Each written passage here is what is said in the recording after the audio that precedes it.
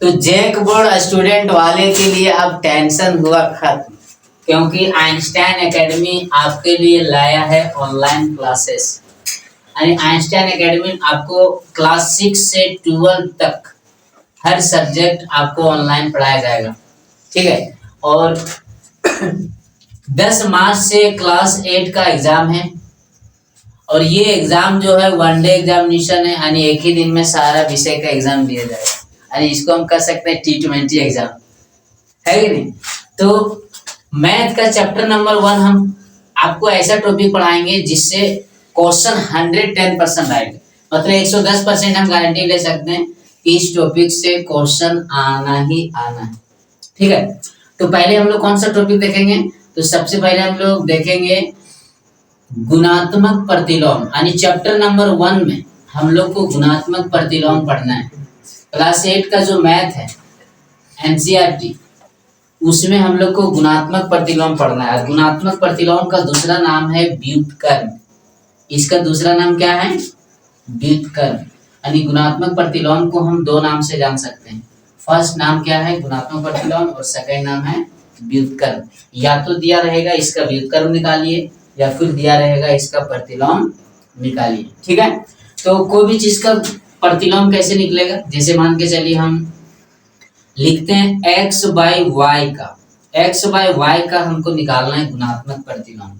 तो कैसे निकलेगा, इसमें ऊपर वाला जो रहता है उसको हम लोग बोलते हैं अंश। ऊपर वाला को क्या बोलेंगे बाबू, अंश। नीचे वाला को क्या बोलेंगे, हर, ठीक है। अंश को इंग्लिश में हम लोग कहते हैं न्यूमरेटर, ठीक है, और हर को कहते हैं हम लोग डिनोमिनेटर, ठीक है। यानी अंश को न्यूमरेटर बोलेंगे और हर को डिनोमिनेटर बोलेंगे। अब यदि इसका हम लोग को क्या निकालना है, गुणात्मक प्रतिलोम निकालना है। x/y का गुणात्मक प्रतिलोम यदि हम निकालेंगे तो होगा y/x। y क्या हो जाएगा, x हो जाएगा। ऐसे क्यों हुआ, क्योंकि किसी भी चीज का गुणात्मक प्रतिलोम निकालेंगे तो हम लोग याद रखेंगे, क्या याद रखेंगे, अंश को क्या याद रखेंगे हम लोग, अंश को हर के स्थान पर लिखेंगे, ठीक है, और हर को कहाँ रखेंगे, अंश के स्थान पर, अंश के स्थान पर। मतलब क्या हुआ, x मेरा है किसमें, x मेरा है अंश के स्थान पे, इसको हर मिलेगी, और हर में मेरा है y, तो इसको हम लोग कहाँ लेंगे, इसको लेंगे अंश में। जैसे मान लीजिए कोई नंबर लेते हैं, जैसे 5 का हम क्या निकालेंगे, 5 का गुणात्मक प्रतिलोम, या इसको हम बोल सकते हैं व्युत्क्रम। गुणात्मक प्रतिलोम यदि हम निकालेंगे 5 का तो क्या हो जाएगा, ये हो जाएगा, नीचे कुछ नहीं तो 1 है। अब ये नीचे हर वाला चला जाएगा 1 में, और 5 चला जाएगा नीचे, ठीक है। जैसे मान लीजिए 3 है, 3 का गुणात्मक प्रतिलोम कैसे निकलेगा, हम ये हिंदी में पूरा नहीं लिखेंगे, आपको यहाँ एरो से समझा देंगे। एरो का मतलब आपको क्या समझना है, गुणात्मक प्रतिलोम, ठीक है। इसका निकालना है तो कैसे होगा, ये मेरा हर में 1 चला जाएगा ऊपर, और 3 आ जाएगा नीचे। मान लीजिए 4 का निकालना है, तो इसी तरह 4 के नीचे कुछ नहीं तो 1 है, 1 का गुणात्मक प्रतिलोम निकालेंगे, क्या हो जाएगा 1/4। मतलब क्या हो रहा है, हर वाला अंश में जा रहा है और अंश वाला हर में आ रहा है। इसी तरह और कुछ एग्जांपल हम लेते हैं, जैसे मान लीजिए रहेगा 5/3, 5/3 का गुणात्मक प्रतिलोम निकालेंगे तो देखिए यहाँ पे क्या पता चल रहा है, इस एरो से पता चल रहा है कि नीचे वाला ऊपर दिखाएगा, मतलब ऊपर यहाँ 3 लिखते हैं, और इसके जस्ट नीचे का ये एरो क्या दिखा रहा है, मेरा नीचे जा रहा है, मतलब 5 यहाँ लिखाएगा। जैसे मान लीजिए 3/4 है, -3/4, तो ये क्या होगा, 4 ऊपर जाएगा और ये -3 नीचे जाएगा, मतलब यहाँ क्या लिखाएगा 4/-3। -3 नीचे लिखें यहाँ पे या ऊपर लिखें, इससे कोई फर्क पड़ता नहीं है, या नीचे माइनस लिखें या फिर इसको माइनस को हम ऊपर लिख दें, उससे कोई फर्क नहीं पड़ेगा। इससे हम लोग को क्या समझ में आ गया, गुणात्मक प्रतिलोम निकालने का आसान मेथड क्या है, अंश को हर में लिखिए और हर को अंश में लिखिए, एकदम आसान है।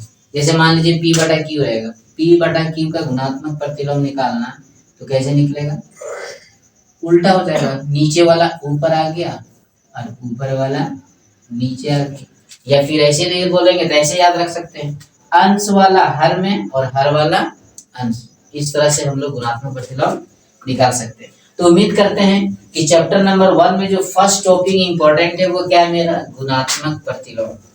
और ये गुणात्मक प्रतिलोम से क्वेश्चन हर साल आया है और उम्मीद करते हैं कि इस बार भी आएगा।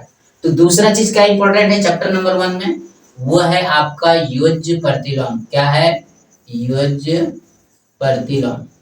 ठीक है, योज्य प्रतिलोम से भी क्वेश्चन आता है। योज्य प्रतिलोम किसी भी संख्या का कैसे निकलता है, मान लीजिए हमको 5 का निकालना है योज्य प्रतिलोम, 5 का योज्य प्रतिलोम। ठीक है, तो योज्य प्रतिलोम निकालने से पहले हम लोग क्या याद रखेंगे कि योज्य प्रतिलोम निकालने के लिए उसमें क्या जोड़ा या घटाया जाए कि उसका मान 0 हो जाए। जैसे 5 है, 5 में जोड़ने से तो 10 हो जाएगा, 5 और जोड़ दें या 1 और जोड़ दें या 2 जोड़ दें। मान लीजिए 5 में 1 जोड़ेंगे तो 6 हो जाएगा, 6 में जोड़ेंगे 1 और तो 7 हो जाएगा। उस तरह से नहीं निकलेगा। यदि ये प्लस रहेगा तो यहाँ माइनस होगा, माइनस करना पड़ेगा। 5 में क्या करना पड़ेगा हम लोग को, माइनस। जैसे 5 हम लोग के पास पहले है, यहाँ माइनस कर दे रहे हैं और 5, तो इसका मान 0 आ जाएगा। किसके कारण 0 आया, इसके कारण। तो यही मेरा क्या हो गया, आंसर। ठीक है, मतलब 5 का गुना योज्य प्रतिलोम क्या हो गया, -5। इसी तरह मान लीजिए हम लेते हैं 6 का योज्य प्रतिलोम कितना होगा, तो 6 है यहाँ तो 6 लिख दिए। 0 लाना है तो 0 कैसे आएगा, इसमें -6 करना पड़ेगा, तभी तो कट के 0 आएगा। ये 0 आ गया। 0 किसके कारण आया, इस -6 के कारण। यही मेरा क्या हो गया, आंसर। ठीक है, और मान लीजिए कोई चीज फ्रैक्शन में रहेगा, 5/3 का योज्य प्रतिलोम निकलेगा तो कितना आएगा, -5/3 आएगा। 5/3 है तो यहाँ -5/3 करेंगे तभी तो तभी तो 0 आएगा मान इसका। ये दोनों कट जाएगा, ये प्लस में है ये माइनस में, कट के 0 आ गया। तो आंसर क्या हो गया, इतना। और इस प्रकार हम क्या कर सकते हैं, 6/7 का योज्य प्रतिलोम कितना होगा, -6/7। फर्क क्या नजर आ रहा है, जो प्लस था तो माइनस हो गया, माइनस रहेगा तो प्लस होगा। जैसे 9/5 का योज्य प्रतिलोम कितना होगा, -9/5। जैसे मान लीजिए रहेगा मेरा 7/2, माइनस में रहेगा तो क्या होगा, प्लस में आएगा, +7/2। इस तरह से कोई भी संख्या का हम लोग क्या निकाल सकते हैं, योज्य प्रतिलोम। जैसे x का योज्य प्रतिलोम कितना होगा, -x। p का योज्य प्रतिलोम कितना होगा, +p। मतलब हो क्या रहा है, हो ये रहा है, प्लस वाला माइनस होगा, माइनस वाला प्लस होगा। जैसे 6/7 था तो -6/7 हो गया, 9/5 था तो -9/5 हो गया, से -7/2 था तो +7/2 हो गया, x था तो -x हो गया, -p था तो +p हो गया। मतलब माइनस वाला प्लस होगा और प्लस वाला क्या होगा, माइनस। इस प्रकार हम लोग योज्य प्रतिलोम आसानी से निकाल सकते हैं। ठीक है, तो 2 चीज हम लोग देख लिए और दोनों से एक एक सवाल पूछना तय है। ठीक है, तो तीसरा टॉपिक हम लोग क्या देखेंगे, तीसरा टॉपिक जो है वो मेरा है परिमेय संख्या ज्ञात करना। किसी भी 2 संख्या के बीच परिमेय संख्या कैसे निकलता है, ये चीज देखेंगे। परिमेय संख्या ज्ञात करना, ये चीज भी पूछता है। ये आपका क्लास 9 में भी पढ़ना है और इसको ये 10 में भी पढ़ना है, इसलिए इसको ध्यान से देखना। ठीक है, मान लीजिए मेरे पास 2 संख्या है, 3 और 4। ठीक है, 3 और 4 के बीच हम लोग को 3 परिमेय संख्या निकालना है। कितना परिमेय संख्या, 3 परिमेय संख्या निकालना है। अब जो ऑब्जेक्टिव में जो क्वेश्चन पूछता है वो 3 परिमेय संख्या नहीं पूछेगा, एक ही पूछता है, क्योंकि ऑब्जेक्टिव में तो उसको ऑप्शन चाहिए। तो हम लोग क्या करेंगे, समझने के लिए एक लाइन खींच दिए। फर्स्ट हिंट को हम 3 मान लिए, सेकेंड हिंट को हम लोग क्या मान लिए, 4। ठीक है। अब परिमेय निकालने का कई मेथड है, तो हम जो बताएंगे वो दोनों को जोड़ना है और दो से क्या करना है, भाग देना है। जैसे मान लीजिए लिखेंगे प्रथम परिमेय संख्या, प्रथम परिमेय संख्या। ठीक है। प्रथम परिमेय संख्या किसके किसके बीच, 3 और 4 के बीच, 3 और 4 के बीच पहला परिमेय संख्या निकाल रहे हैं। तो क्या होगा, दोनों को जोड़ना है। किसी भी संख्या के बीच परिमेय संख्या निकालना है तो क्या करना है, जो संख्या दिया है दो ठो, उन दोनों को जोड़ो और 2 से भाग दो। तो इन दोनों को जोड़ दें, तो दोनों को जोड़ेंगे तो 7 होगा, बटे 2 करेंगे 7/2 हो जाएगा। लेकिन जब यही क्वेश्चन मेरा किस में पूछेगा, सब्जेक्टिव में पूछ दे, यही क्वेश्चन जब मेरा किस में पूछ दे, सब्जेक्टिव में, तो उस समय तो हम फंस जाएंगे। इसलिए हम थोड़ा लिख के दिखाते हैं। ठीक है। तो क्या हम लोग लिखेंगे, इसमें नॉर्मल लिखेंगे समझने के लिए 1/2 m + n। पहली संख्या को हम m बोलेंगे, दूसरी संख्या को n लिखेंगे। ठीक है। कुछ जरूरी नहीं कि 1/2 m + n, आपका मर्जी। आप चाहिए 1/2 x + n लिखिए, p + q लिखिए, आपका मर्जी, जो हो सो लिख सकते हैं। ठीक है। तो हम पहले संख्या को m माने थे, m = 3 और n = 4, यहाँ रख दो। तो क्या हो जाएगा 1/2, m का मान 3 है और n का मान 4 है, दोनों जोड़ दो, कितना हो गया 1/2 और 3 और 4 कितना हो जाता है 7। इसको गुना कर दिए, कितना आ गया 7/2। यानी प्रथम परिमेय संख्या कितना आ गया 7/2। किसके किसके बीच में निकाले थे, 3 और 4 के बीच। तो जब 3 और 4 के बीच निकाले थे तो इसी के बीच लिखना पड़ेगा, यानी यहाँ लिखाएगा 7/2। अब जब हम लोग दूसरा परिमेय संख्या निकालेंगे, परिमेय संख्या क्या होगा, दूसरा परिमेय संख्या जब हम लोग निकालेंगे तो मेरे पास 2 ऑप्शन है। मेरे पास कितना ऑप्शन है, 2 ऑप्शन। या तो 3 और 7/2 के बीच निकाल सकते हैं, देखिए यहाँ पे, या तो 3 और 7/2 के बीच निकालेंगे, या फिर 7/2 और 4 के बीच निकालेंगे, है कि नहीं। वो निर्भर करेगा आपके ऊपर, या तो इसके बीच निकालिए या इसके बीच निकालिए। यदि इसके बीच निकालते हैं तो इधर बीच में लिखाएगा, इसके बीच निकालेंगे तो इधर लिखाएगा। तो हम लोग निकालते हैं 3 और 7/2 के बीच, तो यहाँ लिख देंगे 3 और 7/2 के बीच। ये यदि हम लिख देंगे तो थोड़ा बेहतर होगा। ठीक है। तो क्या हो जाएगा 1/2, फिर लिखेंगे m + n। 1/2 का 1/2, m का मान वही 3 है, देखिए m का मान कितना है 3, तो यहाँ 3 लिखते हैं, प्लस n का मान कितना आया था, ये n हो गया था, ये हो गया n, तो क्या हो गया ये 7/2। इसी को हम लोग हल कर देंगे, तो क्या हो जाएगा, हल करेंगे तो 1/2, 1 और 2 का एलसीएम ले लेंगे, 2 हो जाएगा, 1 2 2 तो 3 दूना 6 प्लस 2 का 2, ये 7 हो जाएगा। ये कितना आ गया 1/2 और ये हो जाएगा 13/2। इसको मल्टीप्लाई करेंगे कितना आ जाएगा 13/4। ये सेकेंड परिमेय संख्या है, किसके किसके बीच, 3 और 7/2 के बीच। यहाँ लिख देंगे 13/4। ये दूसरा परिमेय संख्या, ये पहला परिमेय संख्या था, ये दूसरा परिमेय संख्या। अब जब तीसरा निकालेंगे तो हम लोग के पास ऑप्शन क्या हो जाएगा, बढ़ जाएगा। क्या ऑप्शन बढ़ेगा, या तो 3 और 13/4 के बीच निकाल सकते हैं, या फिर 13/4 और 7/2 के बीच निकाल सकते हैं, या फिर 7/2 और 4 के बीच निकाल सकते हैं।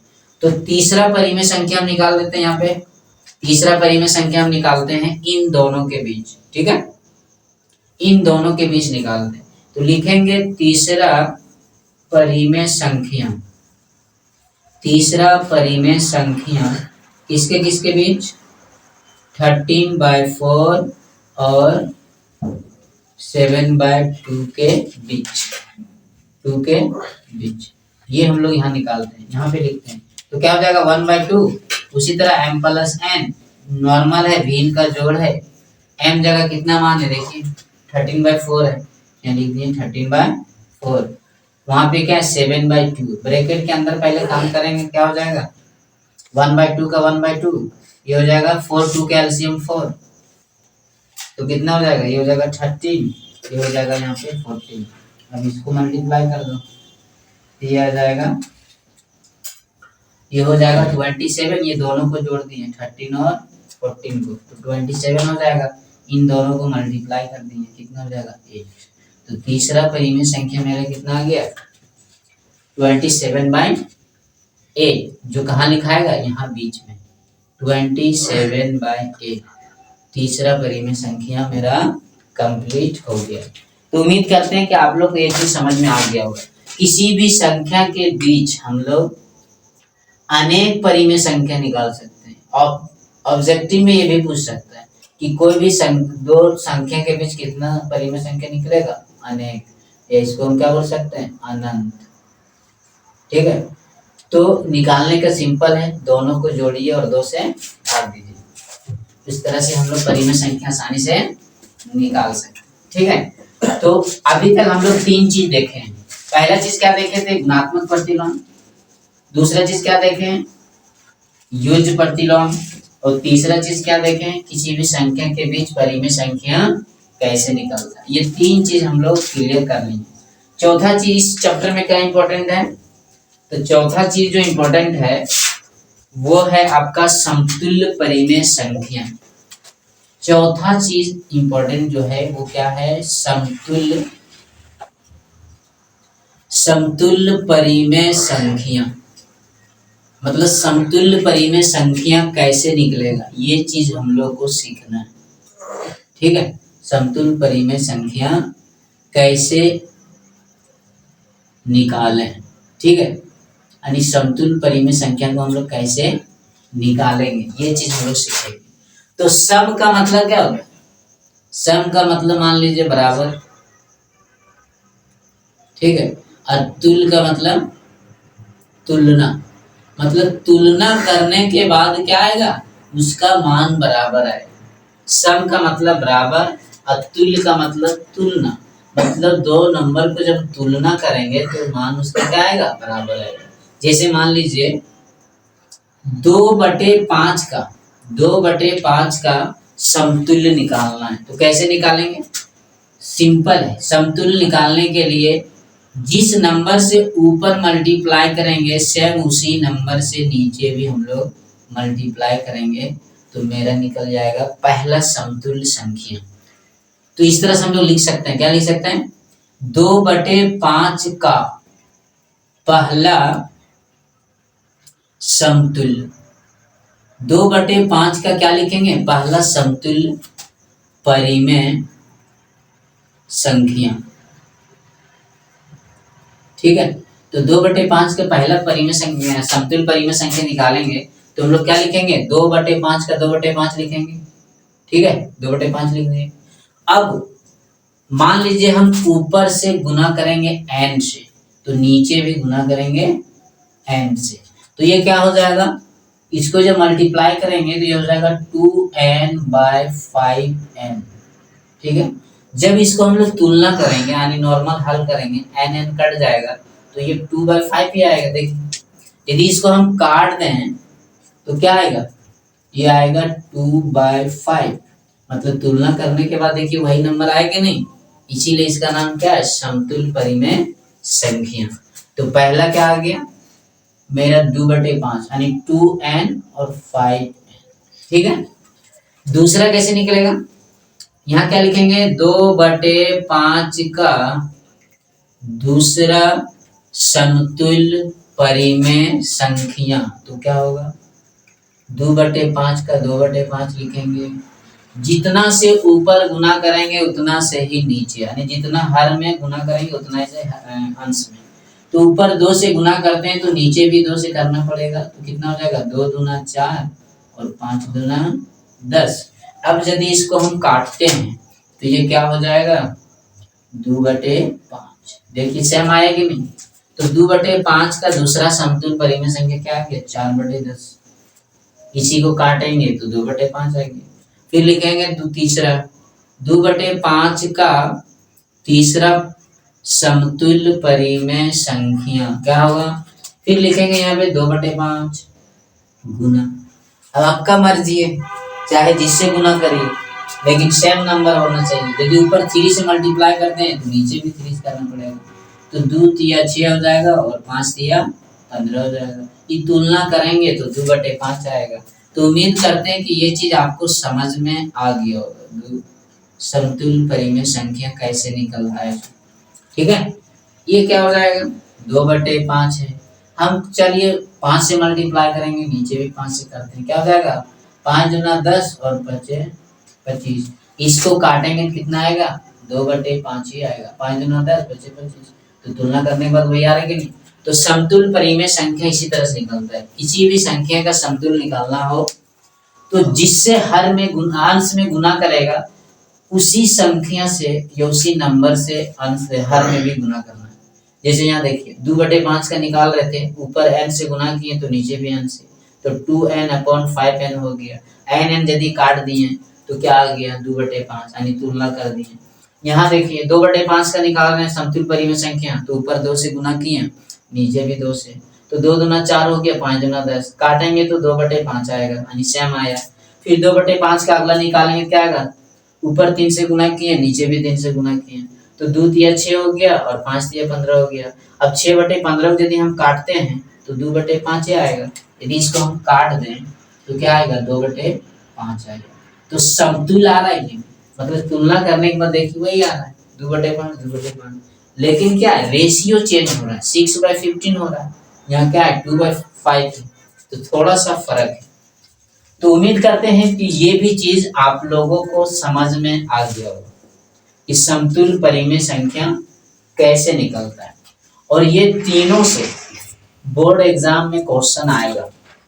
चैप्टर नंबर 1 आप जब मैथ का एग्जाम पेपर लिखिएगा तो जरूर आपको पता चल जाएगा। अगला चीज जो है वो हम लोग क्या देखेंगे, संख्या यानी नंबर सिस्टम। इसको हम क्या बोलेंगे, नंबर सिस्टम। नंबर सिस्टम से भी क्वेश्चन 2-3 पूछा जाएगा, चैप्टर नंबर 1 में पूछा जाता है। पहला संख्या क्या पढ़ेंगे हम लोग, जैसे सम संख्या। पहला संख्या क्या मेरा, सम संख्या, ठीक है, जिसको हम लोग क्या बोलते हैं, इवन नंबर। इवन नंबर, ठीक है। सम संख्या को इंग्लिश में क्या बोला जाएगा, इवन नंबर। अब देखिए ये इवन में कितना लेटर है, 4 लेटर, 1 2 3 4, कितना लेटर है 4। ये 4 किससे कट रहा है, 2 से, 2 दूना 4, मतलब जो संख्या 2 से पूरा पूरी कट जाता है या भाग लग जाता है उसी को हम लोग क्या कहते हैं, सम संख्या का।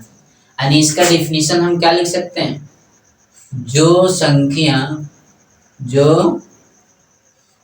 संख्या 2 से पूरा पूरी क्या हो जाए, कट जाए या विभाजित हो जाए या भाग लग जाए, उसी को क्या कहेंगे हम लोग, उसी को हम लोग कहेंगे सम संख्या। उसी को क्या कहेंगे, सम संख्या। यानी जो संख्या 2 से पूरा पूरी भाग लग जाए, कट जाए या विभाजित हो जाए, उसी को क्या बोलेंगे हम लोग, सम संख्या। कभी कभी क्या होता है, कंफ्यूजन हो जाता है, क्या इवन का मतलब सम होता है या ऑड का मतलब सम होता है। जैसे अगला संख्या मेरा क्या है, विषम संख्या।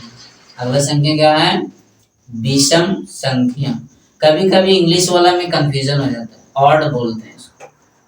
कंफ्यूजन ये होगा कि ऑड मतलब सम हो रहा है कि इवन मतलब सम हो रहा है, तो इसके लेटर से हम लोग अनुमान लगा सकते हैं। इसमें कितना लेटर है, 3, 1 2 3। ये 3 2 से कट रहा है क्या, नहीं कटेगा, 2 कम 2 कटेगा, नहीं कटेगा, तो कितना बचेगा, 1। तो जो संख्या 2 से नहीं कटेगा वो किस में जाएगा, ऑड में, है कि नहीं। जो संख्या 2 से नहीं कटेगा पूरा वो किस में जाएगा, ऑड में। जो संख्या 2 से पूरा कट जाएगा वो किस में जाएगा, इवन में। इवन में 4 लेटर है, इसमें 3 लेटर है, ठीक है। तो ये क्या होगा, जो संख्या 2 से पूरा पूरी ना कटे, उसे हम लोग क्या कहेंगे, विषम संख्या। उसे हम लोग क्या कहेंगे, विषम संख्या। ये सब चीज जो है वो क्लास 3, 4, 5, 6 के लिए भी इम्पोर्टेंट है, क्योंकि नीचे क्लास में भी हम लोग को ये सब चीज पढ़ना है और ये 8 में भी दिया है। तो दो चीज हम लोग को क्लियर हो गया। क्या क्लियर हो गया? सम संख्या।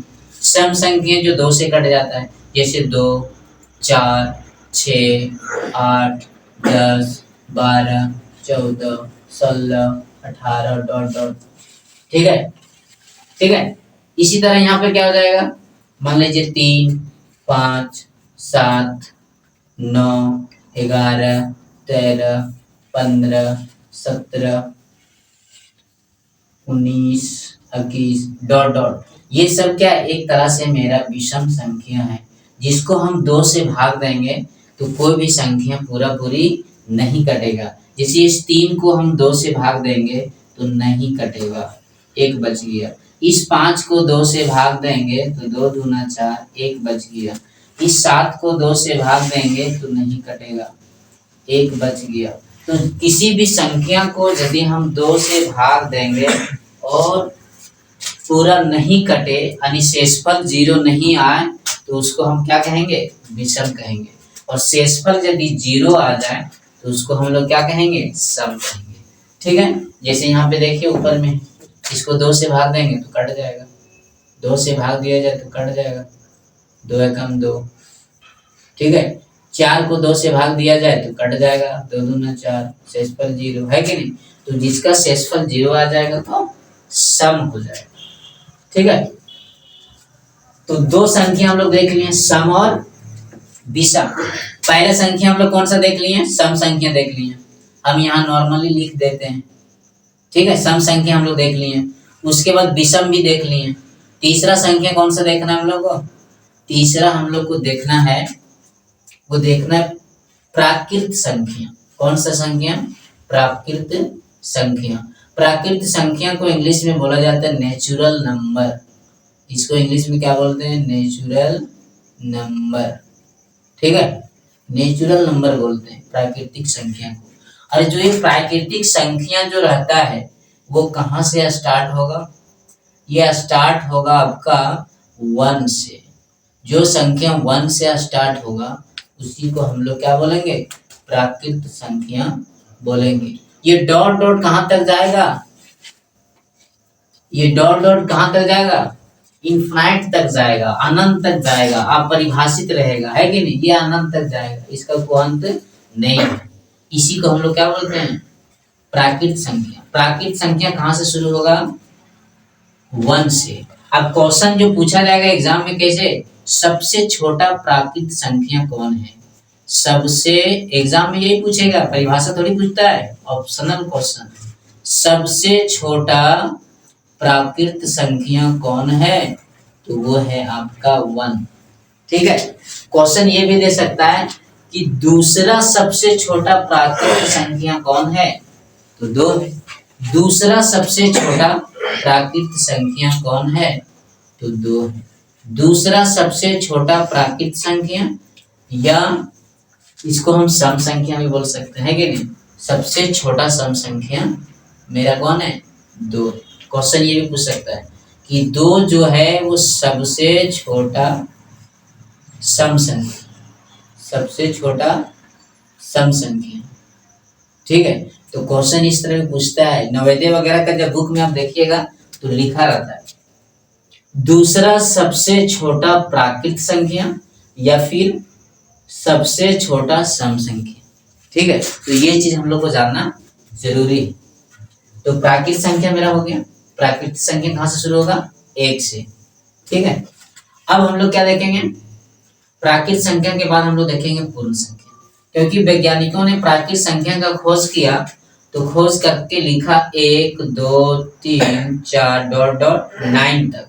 जब उन लोग को 10 लिखने की बारी आ गया, 20 लिखने की बारी आ गया, 30, 40, 50, 60, 70, 80 इस तरह का जब संख्या लिखने का जरूरत पड़ा, जो उन लोग का कलम जो था वो रुक गया। क्यों रुका, क्योंकि 10 कैसे लिखेगा, इसलिए किसका खोज किया गया, होल नंबर का, जिसको हम लोग बोलते हैं पूर्ण।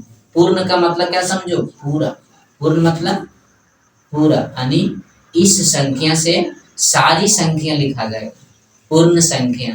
इंग्लिश में क्या बोलेंगे? Whole number, whole number. English में क्या बोलते हैं इसको हम लोग? Whole number. होल मतलब पूरा, पूर्ण संख्या, यानी ये संख्या किसी पर निर्भर नहीं है, ये अकेले कुछ भी लिख सकता है। क्यों? क्योंकि ये संख्या कहाँ से स्टार्ट हो रहा है? जीरो से, फिर जीरो के बाद 1 2 3 4 5 6 7 8 9 10। अब देखिए 10 भी लिखने की जरूरत पड़ा तो ये जीरो का यूज हो गया, लेकिन ये प्राकृत संख्या में 10 नहीं लिखाएगा, 20 नहीं लिखाएगा, क्योंकि जीरो है ये नहीं, इसलिए इस संख्या का फिर खोज करना पड़ा। यानी पहले इस संख्या का खोज हुआ, जब लोगों को कमी लगने लगा कि अरे भाई 10 कैसे लिखा जाएगा, 20 कैसे लिखा जाएगा, फिर लोगों ने डिसाइड किया कि जीरो का भी खोज करना पड़ेगा, और उस संख्या का नाम क्या दे दिया? पूर्ण संख्या, क्योंकि ये सब चीज पूरा, इससे कुछ भी लिख सकता है कि नहीं? और आप लोग को ये भी पता होगा कि जीरो का खोज जो किया था किसने किया था? आर्यभट्ट। ठीक है, जीरो का खोज किया था आर्यभट्ट, जो बिहार का था। ठीक है, तो ये पूर्ण संख्या हम लोग देख ली। सबसे छोटा पूर्ण संख्या, क्वेश्चन क्या पूछेगा? सबसे छोटा पूर्ण संख्या कौन है? तो जीरो है, सबसे छोटा पूर्ण संख्या जीरो। ठीक है, और यह हम बोल सकते हैं कि प्राकृत संख्या में यदि जीरो को शामिल कर दिया जाए तो पूर्ण संख्या बन जाए। ठीक है, मतलब प्राकृत संख्या में यदि हम किसको शामिल कर दें? जीरो को, तो वही प्राकृत संख्या का बन जाएगा? पूर्ण संख्या बन जाएगा। तो हम लोग 4 संख्या देख ली। 4 संख्या कौन सा? ये हो गया प्राकृत, प्राकृत देख लिए और पूर्ण देख लिए। अगला कौन सा संख्या देखना है हम लोग को? 5वां संख्या जो हम लोग को देखना है, वो संख्या देखना है हम लोग को भाज्य संख्या। कौन सा संख्या? भाज्य संख्या। भाज्य संख्या को इंग्लिश में हम लोग कहते हैं कंपोजिट नंबर। क्या कहेंगे? Composite number. ठीक है, तो भाज्य संख्या किसको कहेंगे? भाज्य संख्या उसको कहेंगे जिसका एक से, यानी जिसका 2 से क्या हो? एक नहीं, 2 से ज्यादा गुणनखंड हो। जिस संख्या का 2 से ज्यादा गुणनखंड हो उसको हम लोग क्या कहेंगे? भाज्य संख्या। ठीक है, उसको क्या कहेंगे हम लोग? भाज्य संख्या कहेंगे। जिसका 2 से ज्यादा गुणनखंड हो उसे क्या कहेंगे? लिख लेना तुम लोग, उसे क्या कहेंगे? भाज्य संख्या। अब यहाँ सवाल ये पैदा होता है कि गुणनखंड क्या है? बहुत स्टूडेंट को ये नहीं समझ में आता है कि गुणनखंड क्या है, तो गुणनखंड को हम शॉर्ट में बता देते हैं क्या है। गुणनखंड का मतलब ये हुआ कोई भी संख्या, गुणनखंड का मतलब क्या हुआ? कोई भी संख्या जिस जिस संख्या से कटता है, कोई भी संख्या जिस जिस संख्या से, जिस जिस संख्या से कटता है यानी विभाजित होता है, कटता है, उसे हम लोग क्या कहेंगे? उसे हम उस संख्या का गुणनखंड कहते हैं। उसे हम उस संख्या का गुणनखंड कहते हैं। यहाँ पे नहीं लिखे, उसे उस संख्या का गुणनखंड कहते हैं, लेकिन हम बोल दे रहे हैं तो आपको समझ में आ जाएगा। आप आराम से वीडियो को रोक के भी लिख सकते हैं। ठीक है, तो गुणनखंड क्या होंगे? जैसे एग्जांपल से समझ लेते हैं हम लोग। जैसे मान लीजिए 4 का गुणनखंड क्या है? अब ये देखेंगे कि ये 4 किससे किससे कट रहा है, तो ये 4 किससे कटेगा? 1 से, फिर 2 से भी कट जाता है, फिर 4 से कट जाता है। इसका कितना गुणनखंड है? 3 गुणनखंड। कितना गुणनखंड है इसका? 3 गुणनखंड। क्वेश्चन यदि ऐसा पूछ दे कि 4 का कितना गुणनखंड होता है, तो हम लोग क्या बोलेंगे? 3। अब जिसका 2 से ज्यादा है, तो जब 2 से ज्यादा है तो ये कौन सा संख्या है? ये हो गया आपका भाज्य संख्या। कौन संख्या? भाज्य संख्या। मान लीजिए हम 5 लेते हैं। क्या लेते हैं? हम एक ही में दोनों संख्या समझा दे रहे हैं, भाज्य और अभाज्य, ताकि आपका भी समय बचेगा। जैसे मान लीजिए 5 का गुणनखंड पूछा जाए तो 5 किससे किससे कटता है? 1 से कटेगा और खुद 5 से कटेगा। कितना गुणनखंड है 5 का? टोटल गुणनखंड 2 है। अब जिसका केवल 2 गुणनखंड हो, अब देखो यहाँ कितना गुणनखंड आया? 5 का 2। जिसका केवल दो गुणनखंड हो उसे हम क्या कहेंगे? अभाज्य। उसे हम क्या कहते हैं बाबू? अभाज्य संख्या। ये समझ जाना तुम लोग, उधर क्या लिखा हुआ है? संख्या। ठीक है। इसी तरह मान लीजिए 6 है, 6 किससे कट रहा है? 1 से तो हर संख्या कटता है, तो 1 से भी कट गया। ये 2 से भी कटेगा, 3 से भी कटेगा और 4 से भी कटेगा। यानी 6 का कितना गुणनखंड हो गया? 1 2 3 4, यानी 4 गुणनखंड। अब 4 गुणनखंड है जब इसका, तो ये कौन संख्या होगा? 2 से ज्यादा है कि नहीं? अब 2 से ज्यादा है तो कौन संख्या हो गया? ये हो गया आपका भाज्य संख्या। सातवां इसी तरह क्या है? 1 से कटेगा और खुद से कटेगा। कितना गुणनखंड हुआ? 2। जिसका 2 गुणनखंड हो उसे क्या कहेंगे? अभाज्य। मतलब दोनों संख्या हम लोग को क्या हो गया?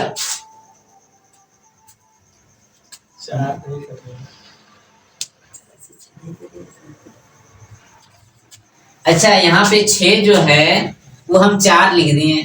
4 यहाँ लिखना था, गुणनखंड कितना यहाँ पे आ गया? ये 6 होगा। 6 किससे कटेगा आपका? 1 से कटेगा, 2 से कटेगा, 3 से कटेगा और 6 से कटेगा। ये हम तुम लोग को चेक कर रहे थे कि हम यहाँ देखते हैं 4 लिख के कि 6 कट रहे, लेकिन तुम लोग कुछ नहीं बोला।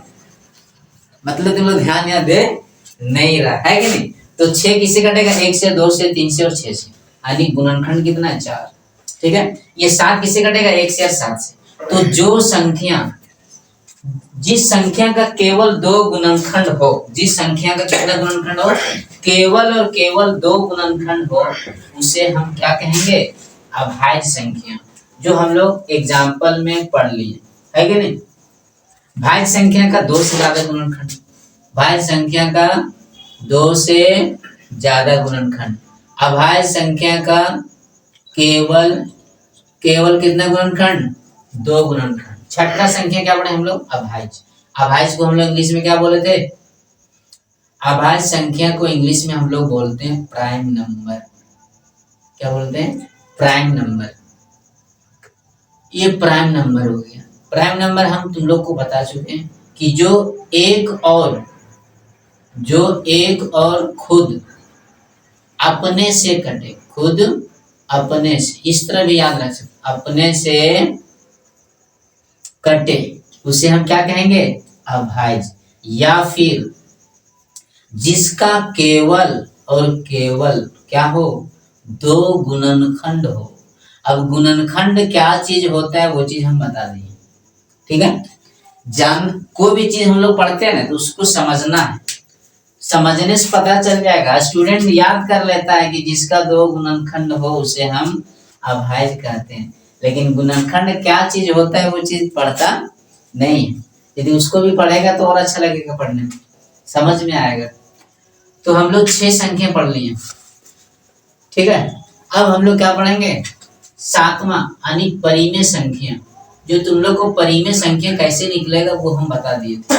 परिमेय संख्या। ठीक है। परिमेय संख्या को हम लोग इंग्लिश में क्या बोलते हैं? Rational number. क्या बोलते हैं? Rational number. ठीक है। क्या बोलते हैं? Rational number. रेशनल नंबर किसको कहते हैं?